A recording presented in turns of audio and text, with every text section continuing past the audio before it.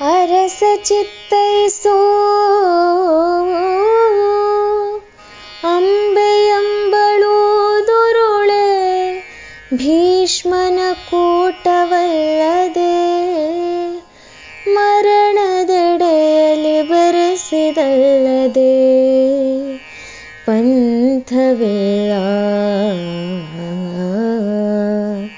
ಎಂದು ಪರಶುರಾಮನ ಭಜಿಸಿ ಹಸ್ತಿನಾಪುರಕ್ಕೆ ತಂದಳು ಹೇಳಿಸಿದಳು ಈ ಸುರನದಿ ನಂದನನು ಮಾಡಿದ ಪರಿಯ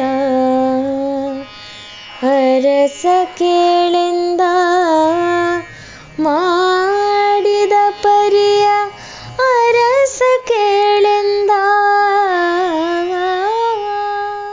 ಸಮರಾಂಗಣದಲ್ಲಿ ಕ್ಷತ್ರಿಯ ವೀರರನ್ನು ಸೋಲಿಸಿ ತನ್ನನ್ನು ಗೆದ್ದು ತಂದ ಅಸಮಸಾಹಸಿ ಭೀಷ್ಮರೊಂದಿಗೆ ತನ್ನ ವಿವಾಹ ನಡೆಯಬೇಕು. ಅಲ್ಲದಿದ್ದರೆ ತಾನು ಮರಣವೇ ಶರಣು ಎನ್ನುವೆನಲ್ಲದೆ ಬೇರೆಯವರನ್ನು ವಿವಾಹವಾಗಲಾರೆ ಎಂದು ಹಠ ಹಿಡಿಯುತ್ತಾಳೆ ಅಂಬೆ. ಕುಮಾರವ್ಯಾಸ ಹೀಗೆ ಹಠ ಹಿಡಿಯುವ ಆಕೆಗೆ ದುಷ್ಟ ಎಂಬ ಬಿರುದನ್ನೇ ಕೊಟ್ಟುಬಿಟ್ಟಿದ್ದಾನೆ. ಅಷ್ಟು ಸುಲಭಕ್ಕೆ ಸೋಲುವ ಹೆಣ್ಣಲ್ಲ ಅವಳು.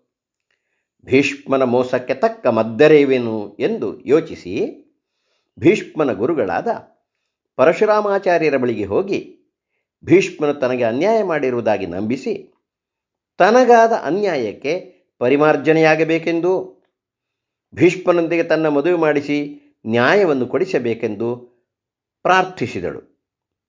ಪರಶುರಾಮರನ್ನು ಜೊತೆಯಲ್ಲಿಯೇ ಹಸ್ತಿನಾವತಿಗೆ ಆಗ್ರಹಪೂರ್ವಕವಾಗಿ ಕರೆತಂದಳು.